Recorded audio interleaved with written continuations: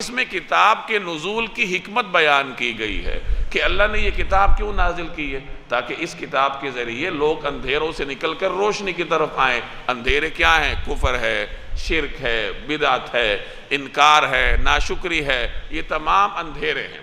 چونکہ باطل کی بہت ساری صورتیں ہیں، اس لیے یہاں اللہ نے ظلمات کو جمع کی صیغے کے ساتھ ذکر فرمایا۔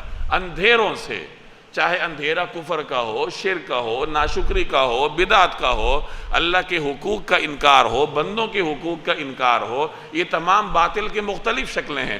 تو باطل کی مختلف شکلیں ہو سکتی ہیں، البتہ حق کی ایک ہی شکل ہے، اور وہ ہے ایمان، اللہ پر ایمان، اللہ کے رسول پر ایمان، سنت پر عمل۔ تو چونکہ حق کی ایک ہی شکل ہے، اس لیے نور کو اللہ نے واحد کے صیغے کے ساتھ ذکر کیا کہ یہ کتاب کیا کرتی ہے، یہ باطل کی تمام تر صورتوں سے، تمام تر اندھیروں سے ایک شخص کو نکالتی ہے، نکال کر کہاں لاتی ہے؟ حق کی روشنی کی طرف لے کر آتی ہے۔ تو یہ قرآن کریم کے نزول کا مقصد ہے، اس کی حکمت ہے کہ اس کلام کے ذریعے آپ اندھیروں سے نکل کر روشنی کی طرف آئیں گے۔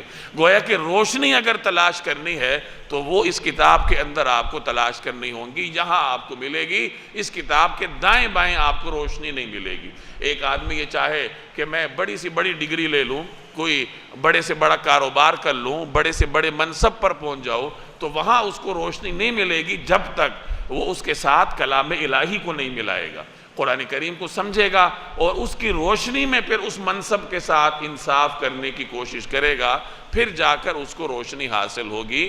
تو زندگی میں نورانیت لانے کا ایک ہی راستہ ہے، اور وہ ہے قرآن کریم کو پڑھنا، اس کو سمجھنا، اور پھر اس کے اوپر عمل کرنا، اور اس کی روشنی میں اپنی زندگی کے ہر پہلو کو گزارنے کی کوشش کرنا۔